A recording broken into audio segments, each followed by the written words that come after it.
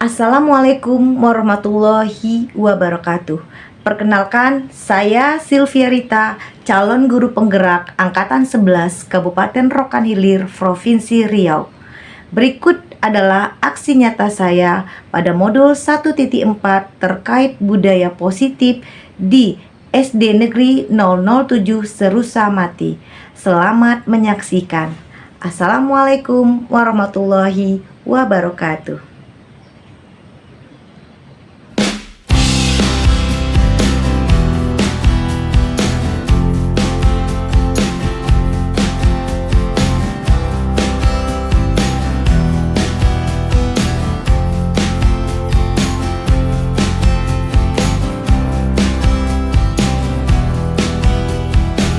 Assalamualaikum warahmatullahi wabarakatuh. Waalaikumsalam warahmatullahi wabarakatuh. Alhamdulillahirabbil alamin. Assalatu wassalamu ala asrofil anbiya'i wal mursalin wa ala alihi wa sahbihi rasulillahi ajma'in. Yang saya hormati Bapak Kepala Sekolah SD Negeri 007 Serusa Mati, yang saya hormati Bapak Ibu Majelis Guru SD Negeri 007 Serusa Mati. Pertama-tama marilah kita mengucapkan puji syukur kehadirat Allah Subhanahu wa taala yang mana telah memberikan kita kesehatan sehingga kita bisa berkumpul di ruangan kantor Majelis Guru dalam acara diseminasi budaya positif untuk calon guru penggerak angkatan ke-10. Sholawat beserta angkatan 11. Sholawat beserta salam marilah kita hadiahkan buat junjungan Nabi Muhammad SAW dengan mengucapkan Allahumma sholli ala Sayyidina Muhammad wa ala ali Sayyidina Muhammad. Baiklah Bapak Ibu semuanya, untuk tidak memperpanjang waktu acara, kita mulai dengan pembacaan doa yang akan dibacakan oleh Bapak Ahmad Badri. Kepada Bapak Ahmad Badri kita silakan. Bismillahirrahmanirrahim. Assalamualaikum warahmatullahi wabarakatuh. Bismillahirrahmanirrahim. Alhamdulillahirabbil alamin wassalatu wassalamu ala asrofil anbiya'i wal mursalin wa ala alihi wa sahbihi rasulillahi ajma'in. Allahumma rabbana taqabbal minna du'aina innaka antas sami'ud du'a innaka antas sami'ul alim wa tub 'alaina ya maulana innaka antat tawwabur rahim. Allahumma rabbana taqabbal minna salatana tammah wa ighfir lana dzunubana amma wa la tu'azzibna yawmal qiyamah innaka 'ala kulli syai'in qadir. Allahumma aftah 'alaina bil hikmah wansur 'alaina bi rahmatika ya dzal jalali wal ikram. Allahumma inna nas'aluka ridhaka wal jannah wa na'udzu bika min sakhatika wan nar. Allahumma barik lana fi umurina, Allahumma barik lana fi a'malina, Allahumma barik lana fi rizqina bi rahmatika ya arhamar rahimin. Allahumma ighfir lana dzunubana wa liwalidayna warhamna warhamhuma kama rabbayana shaghira. Rabbana innana amanna faghfir lana dzunubana wa tawaffana ma'al abrar. Rabbana atina fid dunya hasanah wa fil akhirati hasanah wa qina adzabannar. Wassallallahu ala sayyidina Muhammadin wa ala alihi wa sahbihi ajma'in. Subhana rabbika rabbil izzati amma yasifun. Salamun alal mursalin walhamdulillahi rabbil alamin. Wassalamualaikum warahmatullahi wabarakatuh. Waalaikumsalam.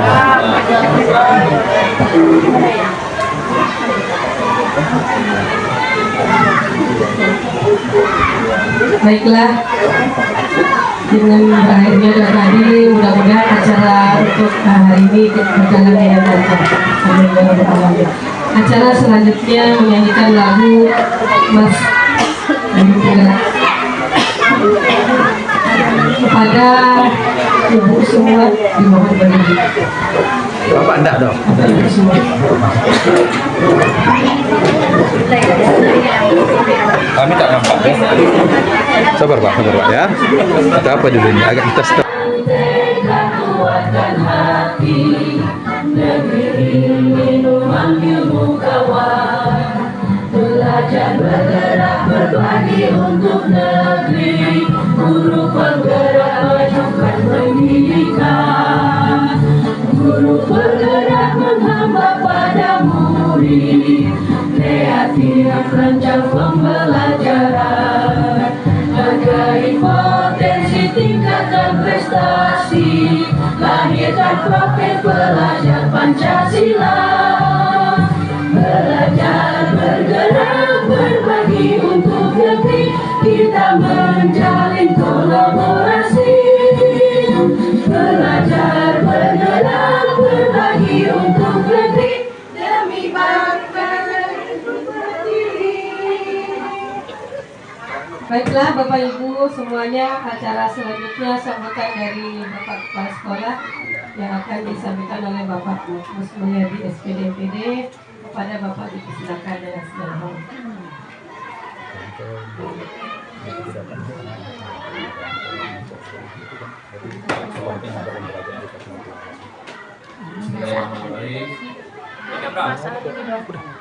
Assalamualaikum warahmatullahi wabarakatuh. Waalaikumsalam warahmatullah.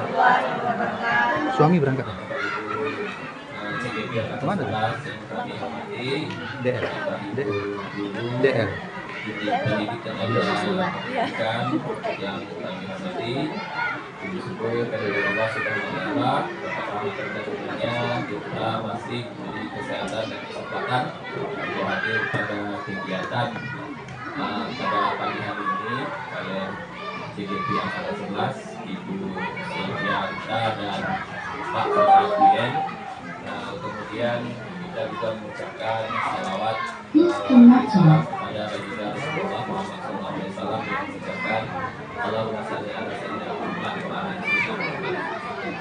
Pada kesempatan pagi ini kita sama-sama ketahui bahwa kegiatan yang disampaikan oleh CGP Pak Sunardi dan Bu Sylvia itu adalah mengenai budaya atau disiplin positif. Budaya dan disiplin positif ini merupakan juga rangkaian dari praktik baik yang dilaksanakan di sekolah. Kita juga sama-sama tahu bahwa guru kita dari segi ini sudah mengikuti sebanyak 3 angkatan guru penggerak yang masing-masing pertama itu angkatan ke-7 itu Pak Dr. Sepri Wahyudi 1 orang, angkatan ke-9 itu ada 3 orang, Ibu Ira Opita, Ibu Suratmi dan Ibu Nurhayati. Dan sekarang yang ketiga itu angkatan 11 Ibu Sylvia Rita dan juga Pak Sunardi. Nah, di sini tentunya mereka ini akan melaksanakan budaya dan disiplin positif di sekolah kita dan juga nanti pada sekolah-sekolah IMAS. Selain itu juga nanti akan ada refleksi ke depannya untuk setiap kegiatan yang dilaksanakan, dan kita sama-sama berharap dan mendoakan agar CGP ini nanti setelah selesai pendampingan akan menjadi GP, guru penggerak angkatan 11. Itu harapan kita semua. Jadi kedepannya kegiatan ini juga sebagai motivasi untuk kita semua ikut dalam kegiatan-kegiatan seperti ini. Akan kita ikut seleksi pada saat ada pelaksanaan pemilihan calon guru penggerak angkatan berikutnya. Ya, jadi semoga maju jaya kita semua, khususnya untuk sekolah kita dan juga umumnya untuk Indonesia. Demikian, akhir salam. Wassalamualaikum warahmatullahi wabarakatuh. Waalaikumsalam warahmatullahi wabarakatuh. Terima kasih kami ucapkan kepada Bapak Kepala Sekolah yang telah memberikan motivasi dan dukungannya buat kita semua. Baiklah, acara selanjutnya yaitu diseminasi budaya positif oleh Bapak Sunardi. Kepada Bapak Sunardi dipersilakan.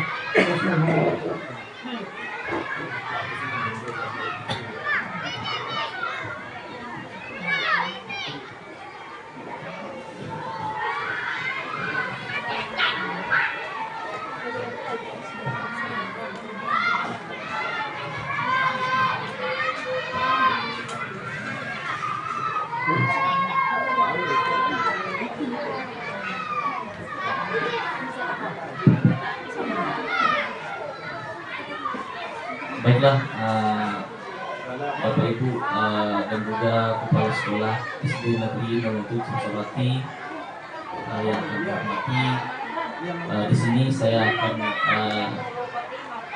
mulai membacakan praktik baik kami pada modul 1.4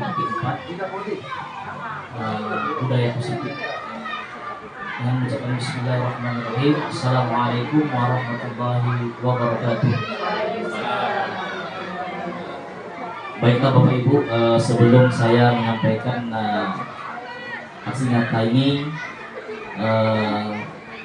saya dan rekan saya Ibu Sylvia-Rita tentunya pada kesempatan ini mengucapkan terima kasih khususnya kepada Bapak Pimpinan yaitu Bapak Mus Mulyadi yang telah memberikan dukungan kepada kami, dan juga Bapak Ibu Majelis Guru yang selalu memberikan dukungan dan juga motivasi, dan tentu dalam hal ini sangat berarti dan bermakna bagi kami karena kami yakin dan percaya dengan dukungan dan motivasi dari Bapak Ibu, utamanya Bapak Kepala Sekolah, memberikan kekuatan kepada kami sehingga kami bisa melaksanakan pendidikan guru penggerak ini sampai dengan selesai.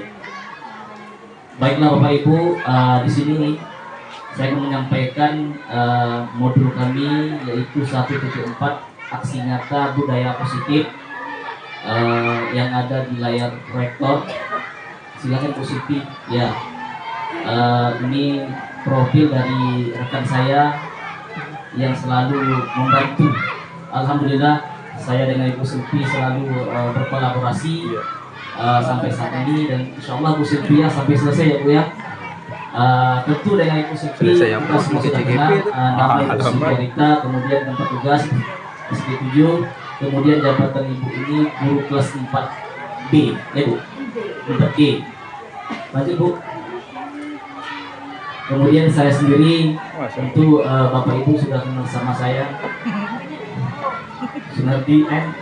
Kemudian saya mengajar di kelas 6B. Lanjut Bu.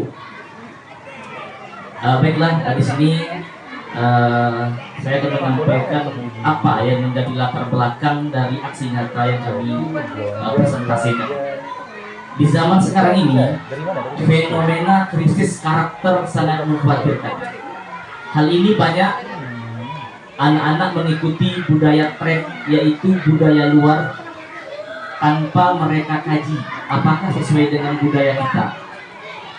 Budaya positif di sekolah merupakan nilai-nilai keyakinan dan asumsi yang tumbuh dan berkembang sesuai nilai-nilai yang dianut dan diyakini sekolah. Sekolah sebagai institusi pembentukan karakter pada anak menjadi peluang bagi sekolah, terutama bagi kita sebagai guru, dalam membangun budaya positif. Di pulanya Bu Sylvia, di pula di layar apa yang PPT itu. Baiklah, pada slide 5 ini merupakan tujuan dari aksi nyata kami. Yang pertama, diharapkan dapat menumbuhkan budaya positif dengan kesepakatan kelas yang sudah dibuat. Kemudian yang kedua, menumbuhkan nilai-nilai profil pelajar Pancasila pada diri peserta didik dalam kegiatan proses pembelajaran. Tentu dalam hal ini kita sebagai sekolah penggerak sudah menerapkan nilai-nilai profil pelajar Pancasila. Silakan Bu. Ya. Kemudian tolak ukur yang menjadi tolak ukur yaitu yang pertama, peserta didik mampu membuat kesepakatan kelas sesuai nilai-nilai profil pelajar Pancasila. Kami yakin dan percaya Bapak Ibu sudah menerapkan di kelasnya masing-masing mengenai kesepakatan kelas bersama murid. Kemudian yang kedua, diharapkan mampu menjalankan kesepakatan kelas yang telah dibuat. Tentu dalam ini kita berharap kesepakatan yang kita buat bersama peserta didik bisa kita terapkan dalam keseharian kita. Next. Baiklah, di sini ada pendahuluan. Pendahuluan ini tentu pada foto tersebut kita sudah mengenal, yaitu Bapak Pendidikan Indonesia, Bapak Ki Hajar Dewantara, menyampaikan dalam Hal ini Ki Hajar Dewantara menyatakan bahwa kita ambil contoh perbandingan dengan hidup tumbuhan seorang petani. Dalam hakikatnya sama kewajibannya dengan seorang pendidik kita sebagai guru, yang mana pada misalnya hanya dapat menanam tumbuhnya padi, ia dapat memperbaiki kondisi tanah. Kita hanya bisa memelihara tanaman, memberi pupuk dan air, membasmi ulat-ulat atau jamur yang mengganggu hidup tanaman dan lain sebagainya. Kemudian dari uraian di atas, sekolah diibaratkan sebagai tanah, tempat bercocok tanam, sehingga kita sebagai guru harus bisa menciptakan suatu lingkungan yang positif yang terdiri dari warga sekolah. Tentu kita pahami kalau warga sekolah termasuk kepala sekolah, majelis guru, peserta didik, kemudian juga termasuk yang lainnya seperti petugas kantin dan lainnya, yang saling mendukung, saling belajar dan bekerja sama, kolaborasi. Lingkungan sekolah yang positif dapat membuat warga sekolah merasa aman, nyaman berada di sekolah. Keadaan demikian mestinya dapat memunculkan nilai-nilai positif dari warga sekolah. Sebisa mungkin kita menciptakan bagaimana peserta didik itu merindukan kelas kita, merindukan sekolah, sehingga kehadiran peserta didik itu muncul dari dirinya sendiri atau disebut dengan motivasi intrinsik. Ya, silakan Bu Sinti. Baiklah Bapak Ibu, di sini ada gambar peraturan kelas. Ini kecilnya ya, yang paling utama ini peraturan kelas. Tentu kita sebagai guru sudah mengalami ini semua, membuat peraturan kelas, kesepakatan kelas bersama murid peserta didik. Kemudian setelah itu ada keyakinan kelas. Kemudian adanya keyakinan kelas ini diharapkan menciptakan lingkungan yang positif. Dan terakhirnya tentunya hal ini kita harapkan terciptanya budaya positif. Tentu budaya positif ini diharapkan bukan hanya di sekolah saja diterapkan, tetapi di lingkungan kita sebagai guru maupun peserta didik. Silakan Bu Sulfi. Baik Bapak Ibu, kemudian di sini kita masuk slide yang ke-9, yaitu mengenai disiplin positif. Apa itu disiplin positif? Disiplin positif adalah suatu pendekatan untuk menerapkan disiplin dari dalam diri anak tanpa ada hukuman dan hadiah. Jadi praktik baiknya itu muncul dari kesadaran anak, kesadaran peserta didik. Kita misalkan Bapak Ibu, contoh paling sederhana sampah, ya. Sampah, kita nampak sampah. Kemudian tiba-tiba peserta didik kita lewat, hanya melihat sampah tersebut tanpa ada rasa ingin untuk mengambil dan membuangnya ke tong sampah. Namun setelah adanya disiplin positif ini, kita mengharapkan anak tersebut tanpa disuruh, tanpa kita suruh, anak itu paham, oh ini sampah, ini tempatnya di tong sampah, bukan di sini. Itu yang kita harapkan sebagai seorang guru. Namun kita sadari proses disiplin ini bukan waktu yang sebentar, namun kita harus sama-sama meyakini dengan tekad dan semangat yang kuat, insya Allah budaya positif ini bisa kita bisa terjadi di sekolah yang kita cintai ini. Kemudian selanjutnya Bu Silvi, ini Bu, budaya positif tadi. Setelah sekolah kita menerapkan budaya positif, ya, maka dalam sekolah tersebut sudah ada restitusi, sudah ada disiplin positif dan nilai kebajikan, kemudian sudah ada di situ motivasi. dan juga kebutuhan dasar manusia dan dunia yang berkualitas. Apabila sekolah kita sudah menerapkan atau di sekolah kita sudah terjadi yang namanya budaya positif ini, maka kelima hal ini akan kita dapatkan. Namun untuk restitusi, kemudian kebutuhan dasar manusia nanti akan disampaikan oleh Ibu Silvi. Lanjut Bu. Kemudian di sini mengenai nilai-nilai kebajikan. Ini sebenarnya sudah kita lakukan, termasuk peserta didik. Namun kita tidak menyadari, kita tidak paham apakah ini nilai kebajikan atau tidak. Di sini Dr. William Glasser pada teori kontrol menyatakan bahwa setiap perbuatan memiliki suatu tujuan.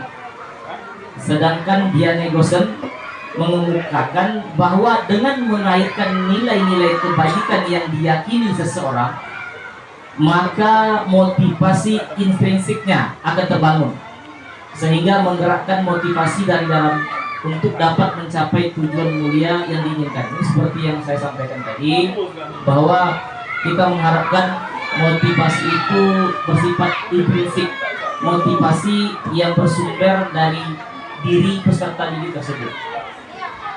Kemudian selanjutnya ada pendapat Diana Gossen.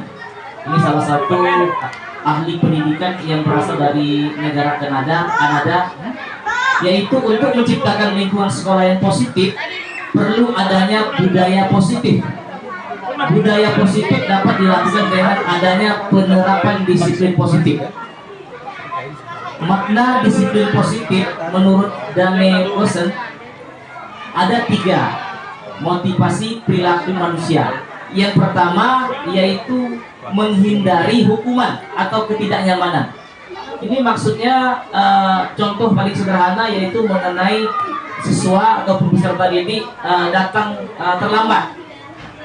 Ya, ketika anak tersebut datang tepat waktu, itu alasannya bukan kesadaran dari diri, namun takut dihukum apabila terlambat. Kemudian mendapat imbalan atau penghargaan. Ini sering kita lakukan, yaitu penghargaan. Tujuan kita sebenarnya memberikan penghargaan itu untuk memotivasi peserta didik. Namun menurut Diane Gossen bahwa penghargaan ataupun imbalan itu justru memberikan dampak yang negatif kepada peserta didik. Maksudnya seperti apa?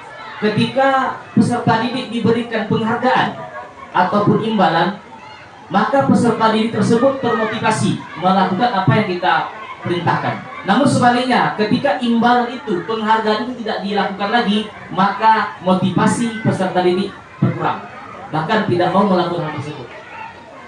Kemudian yang ketiga, bisa menjadi motivasi seseorang melakukan sesuatu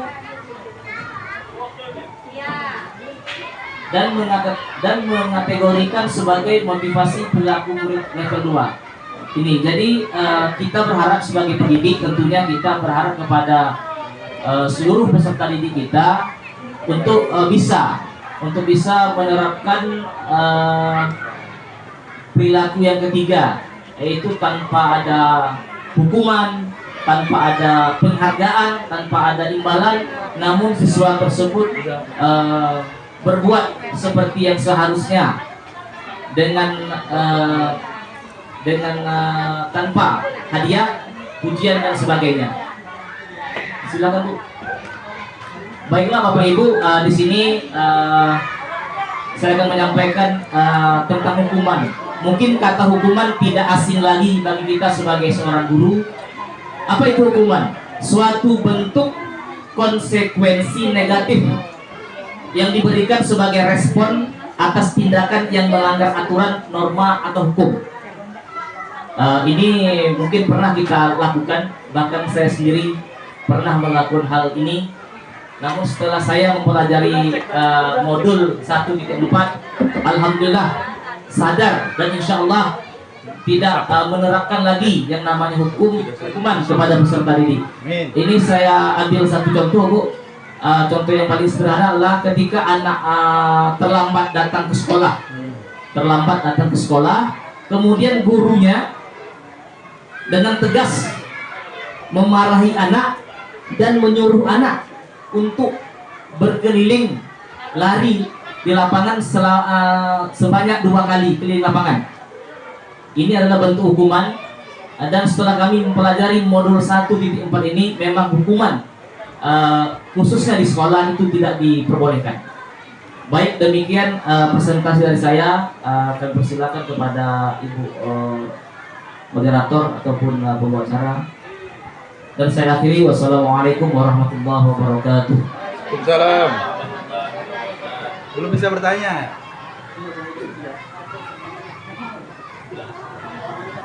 Jadi memang kita tidak boleh menghukum siswa dengan alasan yang tidak jelas, karena memang hukuman tadi bukan membuat murid itu menjadi sadar, tapi malah akan menjadi lebih memberontak dia kalau kita memberikan hukuman.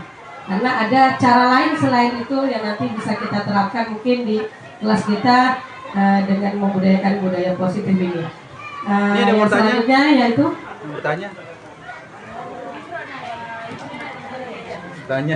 Tanya nak. Nanti aja udah selesai, baru sesi tanya jawab. Oke, siap. Tanya jawabnya nanti setelah selesai. Siap. Yang selanjutnya yaitu pemaparan definisi budaya positif oleh Ibu Sylvia Rita. Kepada Ibu Sylvia Rita dipersilakan dengan segala hormat. Bismillahirrahmanirrahim. Terima kasih kemudian khusus terima kasih kepada Bapak Kepala Sekolah yang selalu mendukung program pendidikan dan pendidikan. Lalu terima kasih kepada Kak saya Pak Sunardi yang sudah menyampaikan terkait materi budaya positif. Nah, untuk memulai materi berikutnya, saya mulai dengan pantun yang berikut. Kontrol kelas dengan keyakinan dimulai dari dalam diri. Ya, dong. Ya, hindari memberi hukuman, pahami konsep restitusi.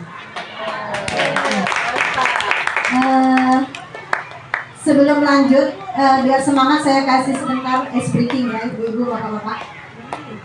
Pahami, perhatikan kata yang saya ucapkan. Ini kambing,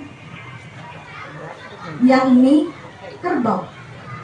Kalau ini kucing. Kalau ini Kambing. belum konsentrasi berarti. Saya ulangi ya Bapak Ibu. Kalau ini jempol. Ini Jempol. kambing. Perhatikan kata-kata. Cluenya perhatikan kata-kata yang saya keluarkan. Ini kambing. Yang ini kerbau. Kalau ini kucing. Ya, udah ya Bapak Ibu ya. Ya. Oke. Oke, sip. Kalau ini Telunjuk. Kucing. Telunjuk. Kalau ini Telunjuk. Kalau ini kucing. iya, tepuk tangan tubuh Mary. Kalau ini sudah bagus ya. Jadi pertanyaan saya, ini kambing. Perhatikan kata-katanya. Yang ini kerbau.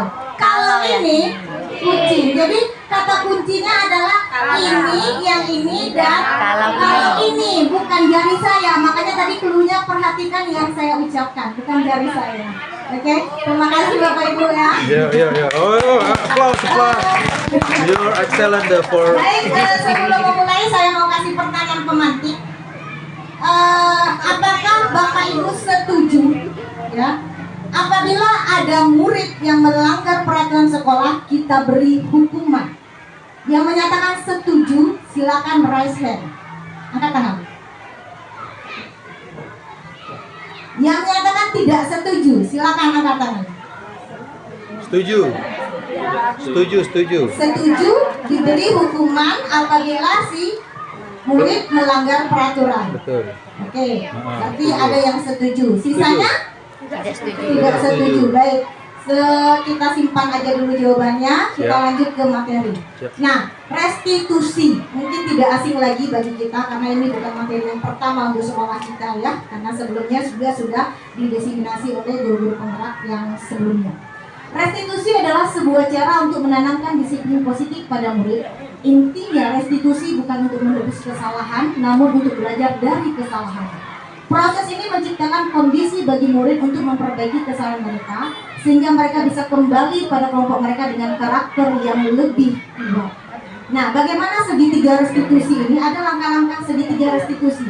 Yang pertama sekali adalah kita menstabilkan identitas.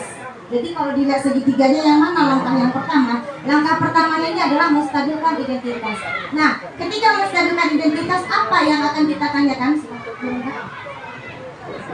Ini dia, setiap orang pasti pernah melakukan kesalahan.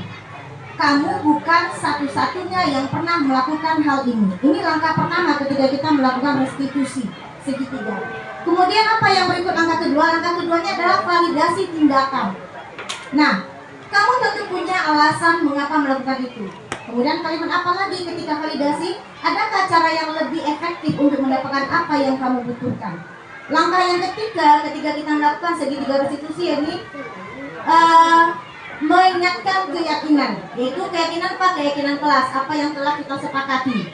Kemudian kamu ingin menjadi orang seperti apa? Jadi sebelum apalagi kita baru awal tahun ajaran ya Bapak Ibu, pasti kita sudah memberikan keyakinan kelas ya. Kita sudah sepakat di kelasnya masing-masing membuat suatu keyakinan kelas. Nah, apabila peserta didik seperti yang disampaikan Pak Sunardi, ada kasus misalkan anak terlambat, ya, itu kita tidak menghukumnya dengan mungkin berlari keliling lapangan atau kita minta dia membersihkan toilet gitu ya. Tapi kita selesaikanlah masalah itu dengan menggunakan segitiga restitusi ini. Yang pertama apa? Kita menstabilkan identitas. Mungkin kita mengatakan begini, dia salah ya, dan kita juga menganggap bahwa semua manusia itu pernah melakukan kesalahan. Nah, ketika kita mengatakan hal tersebut, berarti kita sudah melakukan langkah restitusi segitiga, yakni menstabilkan identitas. Kemudian langkah yang keduanya, kita tanya kenapa dia terlambat.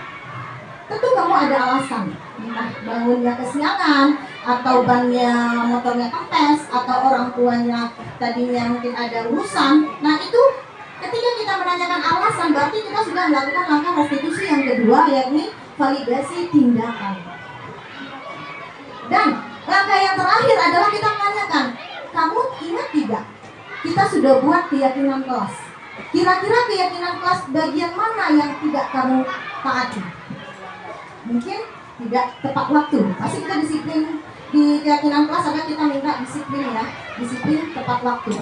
Nah, dia sudah bisa menyebutkan bahwa dia melanggar keyakinan kelas, yakni tidak tepat waktu atau tidak disiplin waktu. Nah, ketika itu dia menjawabnya, ketika kita menanyakan keyakinan, berarti kita sudah melakukan langkah restitusi yang ketiga, yakni menanyakan keyakinan. Nah, pada saat itu kita meminta dia mencari solusi. Jadi kita memanggil peserta didik atau murid tersebut untuk mencari solusi terhadap permasalahannya. Misalkan dia tadi terlambat sekolah, sebabnya apa? Karena kesiangan. Kenapa bisa kesiangan? Itu di sini kita tanya, kan alasannya kenapa kesiangan? Karena tadi malam lama tidurnya. Kenapa bisa lama tidurnya? Karena menonton TV, main handphone, itu misalkan. Kemudian kita minta dia, kira-kira apa solusinya supaya kamu tidak terlambat ke sekolah? Nah, dia menyampaikan, saya akan tidur lebih awal, Bu. Berarti dia sendiri yang mencari solusi terhadap masalahnya. Nah, berarti kita sudah melakukan restitusi segitiga. Gitu ya kira-kira kasus sederhananya ketika kita menyelesaikan dengan segitiga restitusi. Nah, mungkin untuk lebih jelasnya kita menonton video. Bisa dibilang tanya kan ini ya. Salahnya ini. Contoh, itu agak berlimbah gimana gitu sama sejak yang dipertanyakan, Bron, yang dipertanyakan kalau gurunya bilang ini nanti yang mau ditanyakan ada di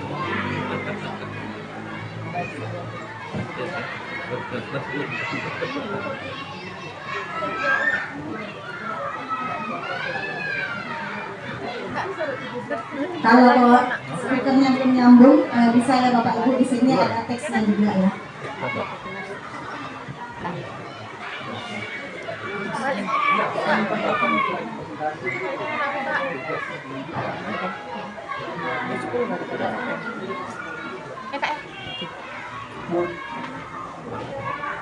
Kelas.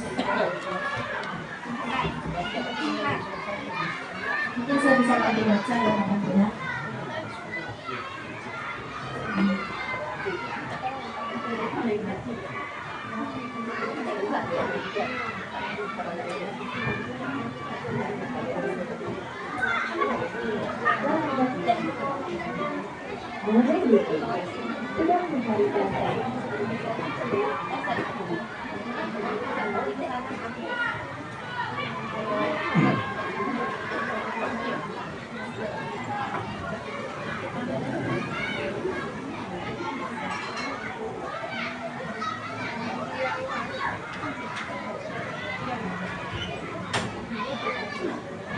Ini tadi yang seperti dari awal saya jelaskan, jadi ada 3 langkah. Yang pertama menstabilkan identitas, validasi tindakan yang salah, kemudian menanyakan keyakinan.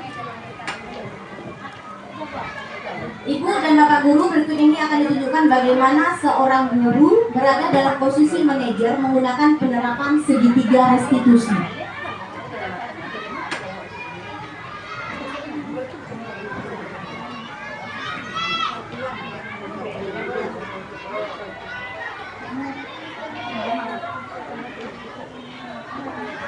Siang Sarah, siang Pak. Sudah lama tidak ketemu Sarah. Kenapa hari ini Sarah di sini?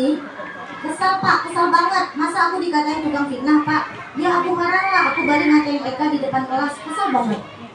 Oh begitu, yang pasti kamu marah dan kesal. Kamu pasti marah dan kesal ya dituduh sebagai tukang fitnah. Nah itu menstabilkan identitas kayak gitu. Bapak juga akan marah apabila ada teman yang memfitnah. Kemudian ini dia validasi. Kemudian apa saat ini? Gitu. Saya langsung mengatakan Eka lah Pak, dia bentak-bentak dia di depan teman-teman yang lain. Oh begitu, pasti kamu melakukan seperti itu karena itu suatu alasan tertentu, bukan? Ini validasi tindakannya saya. Iyalah, masa saya diam saja Pak? Ya saya bela diri lah, masa saya dituduh tukang fitnah? Ya wajarlah mempertahankan harga diri, pasti sesuatu yang penting buat kamu. Ini masih validasi tindakannya. Untung kamu tidak bertindak lebih gegabah lagi, hanya membentak-bentak. Ya Pak. Untuk saya masih bersabar dan hanya membentak saja, sudah gemes padahal. Saya pasti bela diri lah, ya pasti ya, tapi kamu tetap memilih bertahan dan bersabar. Kamu memilih untuk tidak berbuat lebih parah lagi, bukan? Ya. Nah, sekarang kita coba lihat lagi tindakan kamu yang membentak-bentak Eka di kelas. Tindakan kamu itu kira-kira sesuai dengan keyakinan kelas atau prinsip kamu tidak? Enggak lah Pak, capek Pak jadi pemarah. Jadi kira-kira keyakinan atau prinsip mana yang kurang sesuai dengan keinginan kamu? Ya, saya sebenarnya sangat menghargai orang lain. Mungkin pada saat itu saya menjadi emosi, jadi tidak menunjukkan sikap itu. Mungkin kamu meyakini tidak menghargai orang lain itu penting buat kamu. Yakinlah Pak. Iya setuju, kita perlu saling menghargai. Namun ada juga keyakinan yang kita sepakati yang perlu kita jalankan apabila kita sedang marah, bukan? Ya, saya bisa lebih proaktif mulai dengan diri sendiri. Saya bisa jadi lebih bersabar, mengambil waktu jeda untuk kalau berpikir mau apa selanjutnya. Kamu bersedia memperbaiki masalah ini? Bersedia Pak? Kalau kamu memperbaiki masalah ini, kamu menjadi orang seperti apa? Saya akan menjadi orang yang bertanggung jawab kali ya Pak, dan senantiasa proaktif. Ya, menurut kamu bagaimana rasanya menjadi orang seperti itu? Ya nyaman lah, bangga, bisa bersabar dan menahan diri. Baiklah, kalau begitu yuk kita pikirkan bagaimana memperbaiki masalah ini.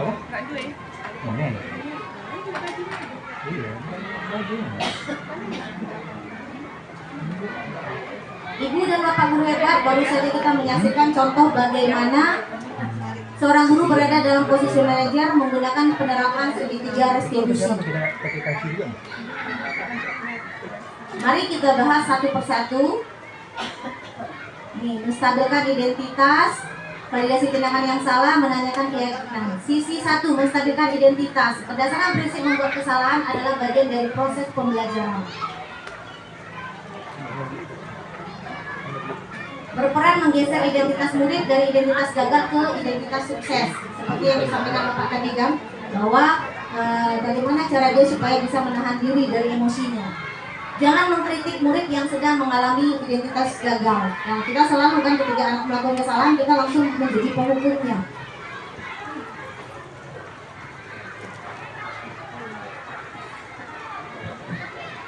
Ajukan pernyataan membuat kesalahan sesuatu yang wajar. Karena kita juga, katakan ibu juga pernah melakukan kesalahan, gitu ya. Manusia tidak ada yang sempurna. Kita bisa memperbaiki masalah ini. Sehingga saya tidak menanyakan kesalahannya, tetapi fokus memperbaiki masalahnya. Jadi anak tidak merasa dia terhukum, tidak merasa bersalah sesalah-salahnya, gitu ya. Apakah saat ini kamu tengah menjadi orang yang baik untuk dirimu sendiri? Nah, anak akan diajukan pertanyaan seperti itu dan dia akan menjawabnya sehingga dia mencarikan solusi untuk masalah dia sendiri. Kemudian sisi yang kedua, validasi tindakan yang salah. Berdasarkan prinsip setiap perilaku berupaya memenuhi suatu kebutuhan tertentu. Guru akan bergeser dari pemikiran stimulus respon menjadi proaktif. Jadi memenuhi suatu kebutuhan. Jadi kenapa si peserta didik ini kita harus ada 5 kebutuhan dasar manusia. Nanti akan kita bahas itu ya. Mengenali dan mengakui kebutuhan murid ini dapat memperbaiki hubungan dengan murid. Ya, jadi ketika kita menegur si anak ketika melakukan kesalahan, bukan menjadi masalah anak jadi marah sama kita, justru akan memperbaiki hubungan kita dengan peserta didik apabila kita menggunakan segitiga institusi ini. Pernyataan atau pertanyaan disampaikan dengan nada suara tidak menghakimi atau memojok. Tuh, kamu terlambat, makanya bangunnya cepat. Itu kan memojokkan ya, Bapak Ibu ya. Ajukan pertanyaan, kamu bisa saja bertindak lebih gegabah lagi dari itu. Dari ini, kamu bukan melakukan tanpa suatu alasan tertentu. Kamu melakukannya karena mempertahankan sesuatu yang penting bagimu. Mungkin kamu bisa mempelajari suatu perilaku baru yang lebih efektif. Bersedekah kamu mempelajarinya. Nah ini kira-kira pertanyaan-pertanyaan ketika kita melakukan validasi tindakan yang salah. Nah untuk sisi ketiga, menanyakan keyakinan. Teori kontrol menyatakan bahwa pada dasarnya kita termotivasi secara intrinsik. Seperti yang disampaikan oleh Pak Sundardi tadi. Ada motivasi ekstrinsik, ada motivasi intrinsik ya. Saat perilaku telah divalidasi dan identitas sukses telah stabil, maka murid telah siap mengaitkan keyakinan dengan tindakannya yang salah. Jadi bagaimana kita membangun anak melakukan perubahan dengan motivasi intrinsik. Apabila kita membangun anak dengan memberi hukuman, anak itu akan melakukan kesalahan yang sama untuk masa yang akan datang. Kenapa? Karena dia hanya menghindari hukuman. Itu kalau motivasi ekstrinsik. Nah, sekarang tugas kita adalah bagaimana membangun motivasi intrinsiknya. Kemudian ajukan pertanyaan, sebagai keluarga atau kelas apa yang kita yakini? Nilai-nilai apa yang telah kita sepakati? Seperti apa gambaran sebuah kelas yang ideal bagi kamu? Ini kamu ingin menjadi orang seperti apa? Ini dia keyakinan. Makanya kita perlu membuat suatu keyakinan kelas ya, pada awal pembelajaran atau pada awal tahun ajaran. Bisa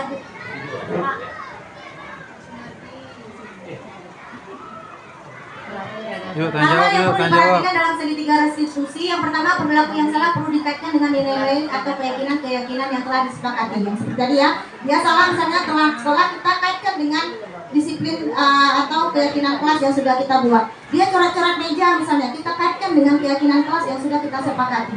Dia tidak belajar dengan tertib, kita kaitkan dengan keyakinan kelas yang sudah kita buat. Jadi artinya keyakinan kelas yang kita buat itu sudah merangkum semua hal-hal yang baik atau budaya-budaya positif. Kesediaan orang yang melakukan kesalahan untuk memperbaiki masalah, pemecahan masalah sebisa mungkin relevan atau memiliki hubungan dengan masalah yang ada, perlu adanya suatu usaha perbaikan dari pihak yang membuat kesalahan, perlu diedukasi waktunya. Nah, jadi maksudnya itu relevannya itu ketika kita anak misalnya tadi ada yang terlambat, kita kasih hukuman misalnya lari keliling lapangan misalnya, itu kan tidak relevan. Anak coret-coret meja, kita suruh bersihkan toilet, itu kan tidak relevan. Makanya jatuhnya kepada hukuman.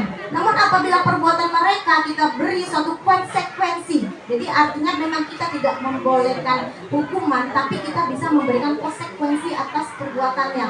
Misal dia mencoret-coret meja, kita beri konsekuensinya apa? Konsekuensinya mungkin membersihkan kotoran yang sudah dibuatnya, membersihkan tip X yang sudah dicoret-coretnya oleh meja. Nah itu konsekuensi, ya.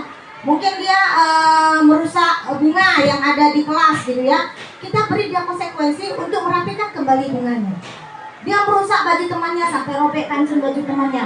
Konsekuensinya apa? Suruh kembali dia memasang kancing baju temannya. Itu boleh, itu namanya konsekuensi, bukan hukuman. Jadi makanya tadi dikatakan harus relevan. Ada hubungan antara perbuatan dengan konsekuensinya. Apabila tidak ada kaitannya, itu jatuhnya kepada hukuman. Dan itu yang sudah tidak boleh lagi ya. Lanjut Pak.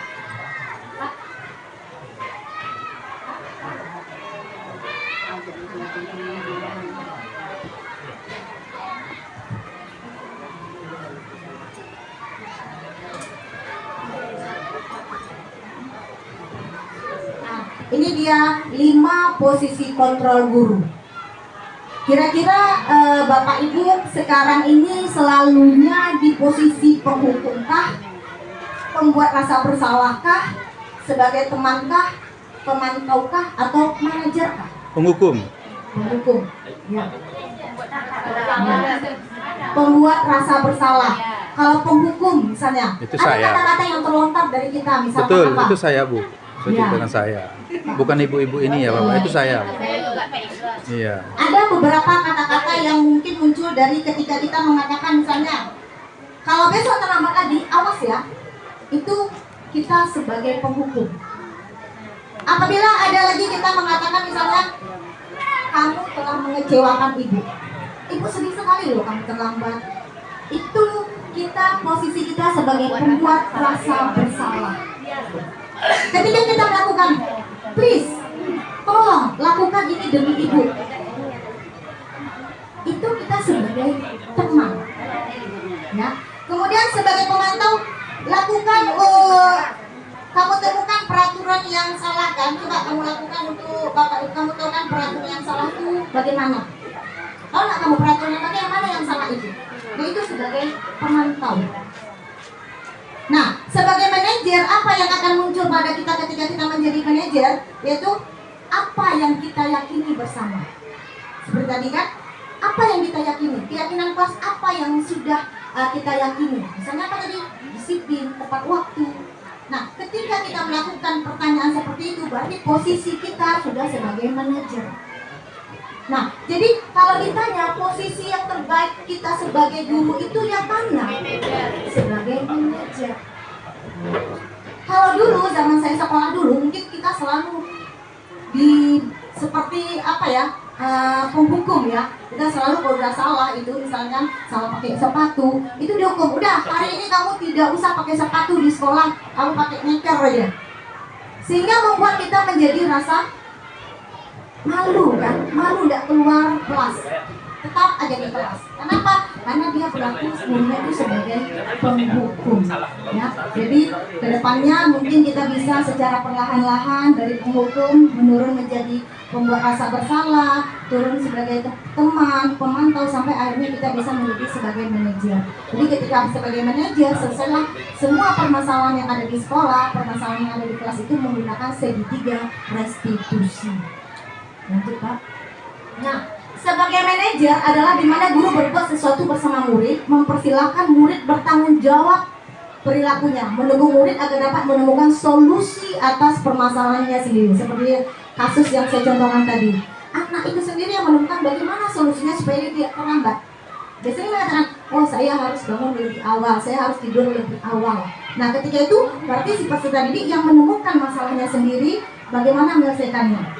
Posisi kontrol ini disarankan untuk membimbing murid memiliki sikap disiplin yang positif, yaitu murid yang mandiri, bertanggung jawab dan dapat memecahkan masalah. Tujuan dari posisi ini adalah agar murid dapat bereaksi atas tindakannya. Ya. Jadi jangan sampai kemarin kami ada ruang kolaborasi, ada salah seorang guru menyampaikan kasusnya yakni anaknya merokok. Diberi hukuman, anaknya itu berhenti merokok dalam waktu 1 bulan. Berikutnya malahan lebih parah lagi, dia sampai mencuri rokok orang tuanya. Nah itu kenapa terjadi? Karena ketika kita menyelesaikan masalahnya itu dengan cara memberi hukuman. Bagaimana kita menyelesaikan masalah itu dengan dia termotivasi secara intrinsik menjaga diri dia. Misalnya merokok, dia sadar dengan dia merokok itu akan merusak kesehatannya. Jadi kapanpun itu dia tidak akan mengulanginya. Itu maksudnya ya Bapak Ibu ya. Lanjut.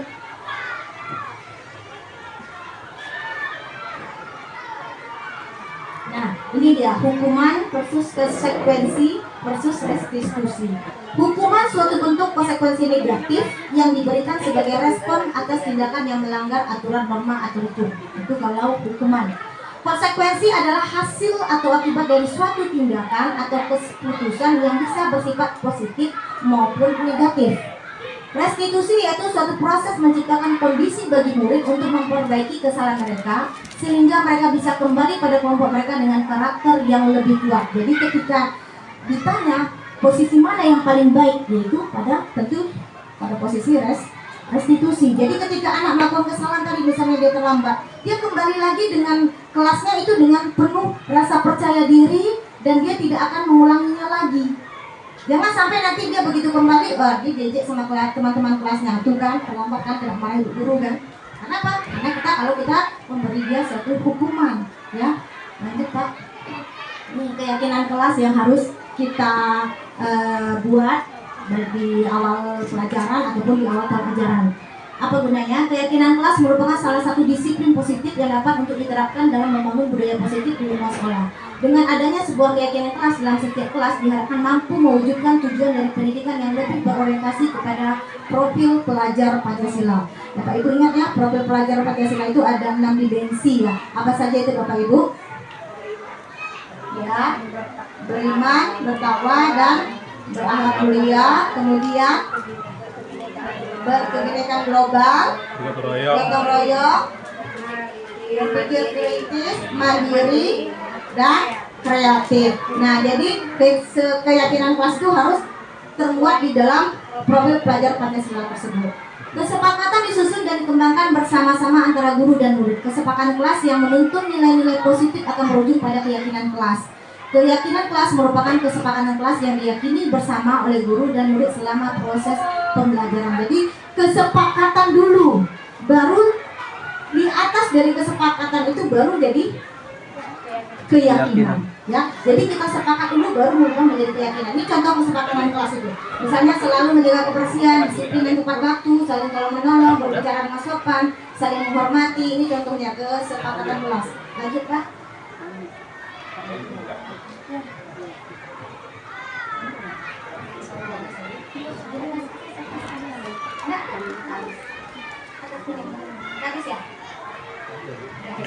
Ya, berarti sampai di sini kesepakatan itu yakni sesuatu yang kita sepakati bersama. Setelah sepakat, lanjut berikutnya adalah satu keyakinan. Baik, sekian pemaparan materi Moderator. dari saya. Saya kembalikan dengan moderator. Jangan tanya.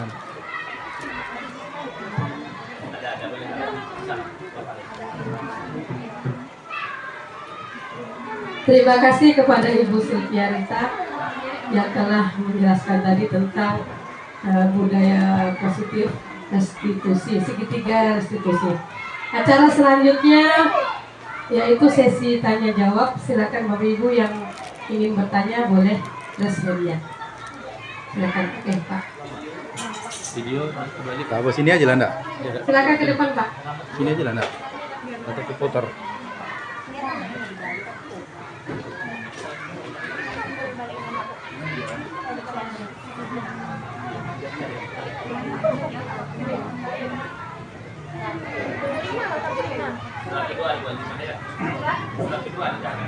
Pak Im, ini udah langsung ini, udah jalan.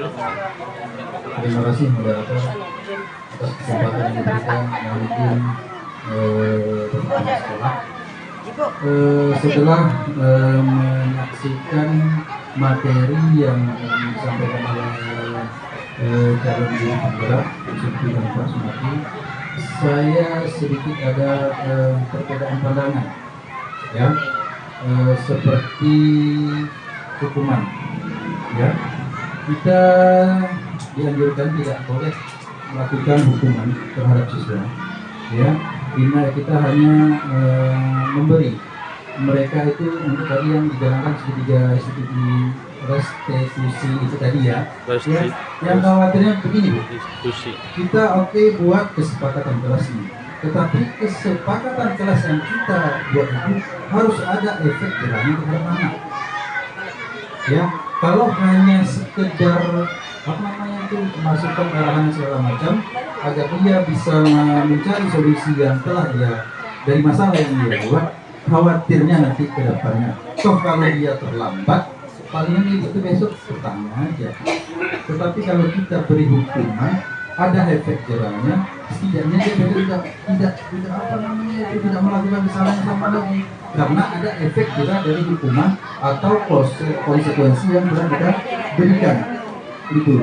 Sekarang kan kita ini kan ya jangankan jangankan di sekolah, di dunia pendidikan, di negara aja itu efek dari hukuman itu tidak ada efek jerahnya.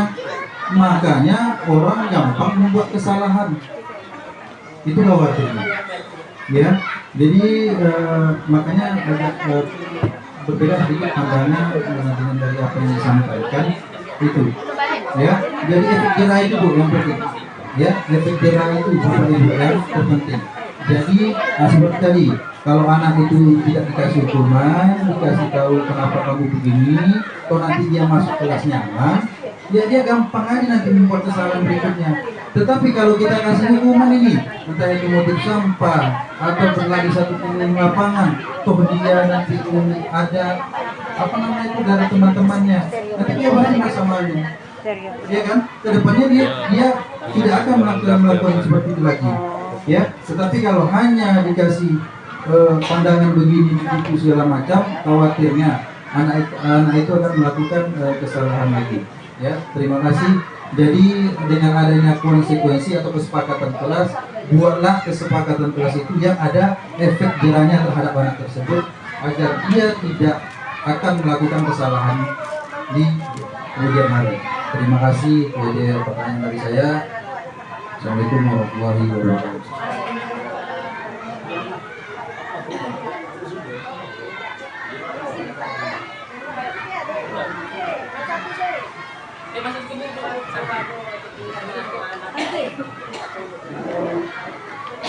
Terima kasih Pak Imron atas masukannya. Pertanyaannya ini mau dijawab oleh siapa? Setia sudah ada yang mau ditanyakan lagi? Bapak Ibu satu aja, silakan langsung juga dari Ibu Setia ditanya. Ibu dipersilakan aja. Baik, terima kasih untuk pertanyaannya Pak Imron, sangat apresiasi sekali bagi saya. Untuk permasalahan mungkin Bapak berbeda pendapat ini memang hal yang biasa. Ketika kemarin saya sampaikan ketika kami rukol juga ada satu orang guru yang juga dia sampai pada akhirnya dia tidak mau tetap memberi hukuman. Namun apapun ceritanya memang memberi hukuman itu sudah tidak diperbolehkan lagi. Karena apa? Hukuman itu bukan membuat si peserta didik itu menjadi jerah, meskipun efeknya itu ada efek jerah gitu ya, seperti yang Bapak sampaikan tadi. Namun dia tidak termotivasi secara intrinsik.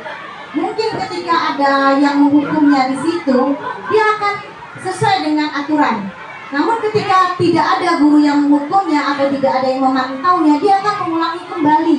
Seperti kasus yang disampaikan kemarin, ada yang merokok, dia berhenti merokok 1 bulan. Namun terlepas dari pantauan, tidak ada lagi dilihat oleh gurunya, tidak takut lagi dia sama orang tuanya, dia kembali lagi merokok.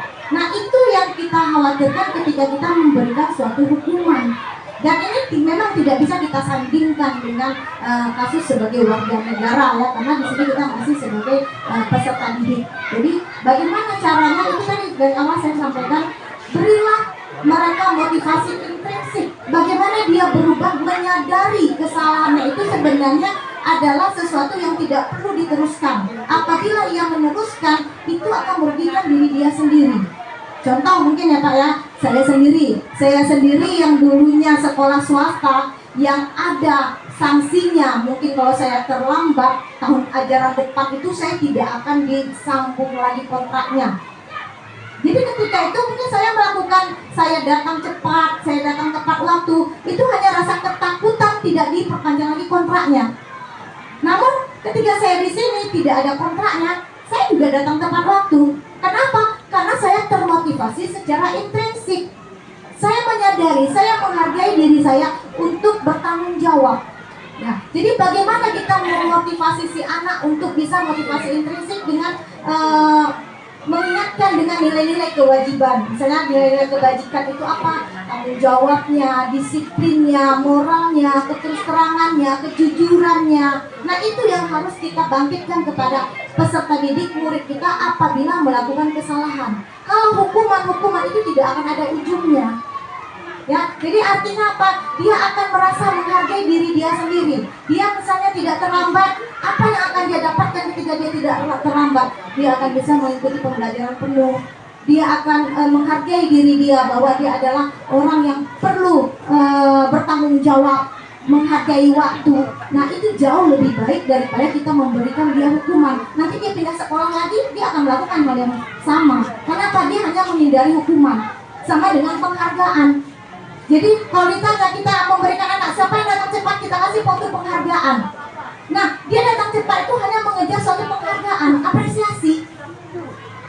Bukan terdorong dari diri dia ingin berbuat lebih baik, misalnya menghargai waktu. Ya, jadi itu yang harus kita kembangkan kepada anak, kita terapkan kepada anak, implementasikan kepada anak, yaitu motivasi intrinsiknya. Sekian dari saya, mungkin ada tambahan dari Bapak Sunardi, silakan.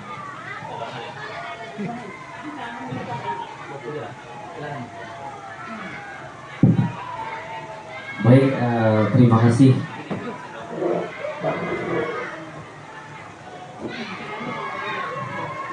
Baik, terima kasih kepada Ibu Sultiarita. Kemudian saya ucapkan juga terima kasih kepada Pak Imron. Beliau berargumen sekaligus ingin bertukar pikiran. Berarti sesuai pengamatan saya, Bu, bahwa Pak Imron dari awal tadi kita mulai, beliau memang betul-betul mencermati apa yang kita sampaikan tadi. Baik, ini mungkin tambahan sedikit dari Ibu Silvi mengenai hukuman. Betul apa yang disampaikan Pak Imron.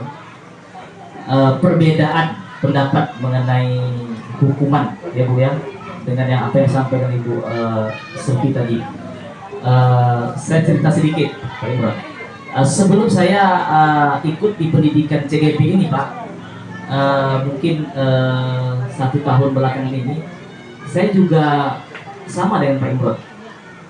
Contoh kecilnya, anak terlambat datang sekolah, saya suruh kutip sampah ataupun saya suruh berdiri dengan beberapa waktu.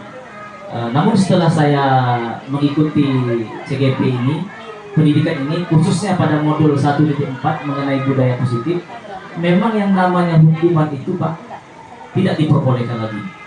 Alasan sederhananya adalah, saya ambil contoh satu, seperti yang terjadi di sekolah kita. Pada Senin pagi kita kan upacara.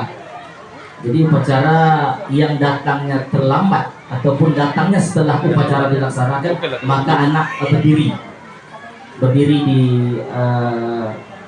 tempat yang sudah ditentukan. Jadi dari sini saya mengamati dan pernah mendengar ada murid yang bilang seperti ini, kalau hukumannya begini, kalau hukumannya datang terlambat, berbaris, lebih baik aku terlambat. Baris juga, yang tak terlambat baris juga, bahkan saya barisnya lebih enak, tidak panas. Betul. Dibandingkan dia datangnya tepat waktu. Saya langsung dengar, Pak, murid bercerita. Jadi tambahan saya dari untuk Ibu Siti tadi, mengapa tidak boleh hukuman, atau sebaliknya, mengapa harus ada restitusi tadi? Kita menengok jangka panjang, Pak. Kita menengok jangka panjang. Mungkin penerapan budaya positif ini, seperti yang saya sampaikan tadi, membutuhkan waktu.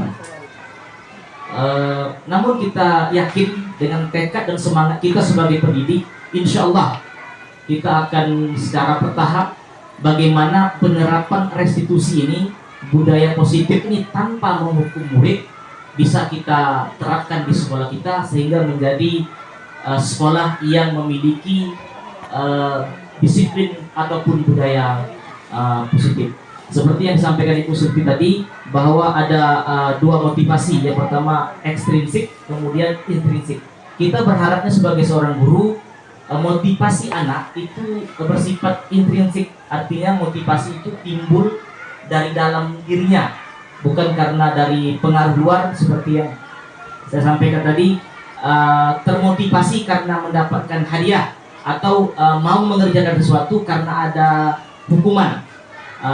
Demikian yang dapat saya sampaikan. Saya kembalikan kepada Ibu Surti.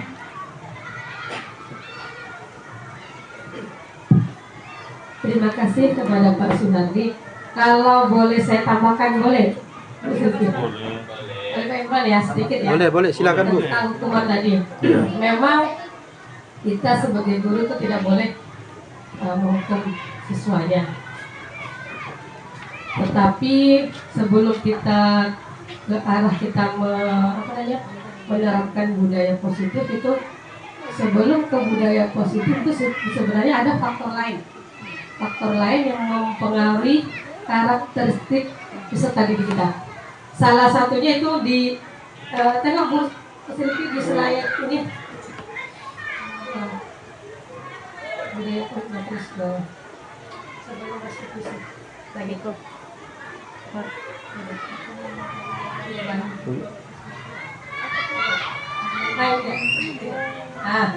Sebelum kita mengarahkan ke budaya positif ini, faktor lain ini yang akan mempengaruhi budaya positif. Salah satunya itu kebutuhan dasar manusia. Jadi peserta didik kita ini kebutuhan dasar manusia ini banyak, kasih sayang, kemudian kebebasan dia ketika di sekolah maupun di rumah. Jadi anak itu berbuat kesalahan karena mungkin ada faktor lain yang membuat dia berbuat salah. Contoh, lokal saya tahun ini itu ada namanya Waisah. Ya, Waisah itu kalau dilihat dari apanya karakternya, ya Allah. Tapi setelah saya telusuri, ternyata anak ini salah satu korban perceraian kedua orang tuanya. Bahkan dia ditelantarkan oleh orang tuanya. Dia tidak mendapat kasih sayang. Memang kalau di kelasnya itu memang memaki nomor satu, kemudian mengganggu kawannya, suka mengganggu itu. Tapi kalau kita dekati dengan kalimat yang lembut, dia insya Allah akan berubah. Ya, itu Waisah. Memang belum sampai sekarang memang belum berubah masih.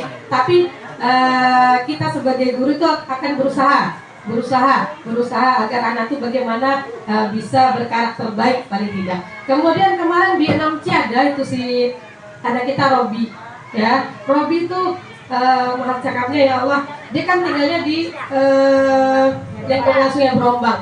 Kalau lingkungan Sungai Brombang memang seperti itu. Jadi orangnya dia satu ibaratnya ya, faktor yang mempengaruhi dia seperti itu memang ya lingkungannya seperti itu. Jadi karena dari segi faktor itulah kita akan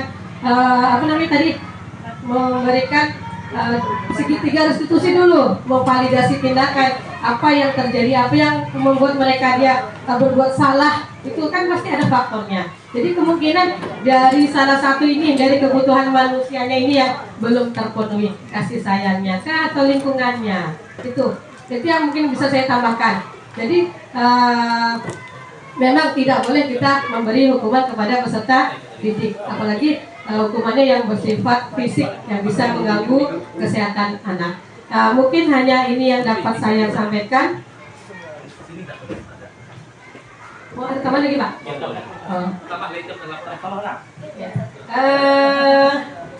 Mudah-mudahan apa yang telah kita dengarkan tadi dari awal sampai akhir bisa menambah pengetahuan kita sebagai guru dan Amin.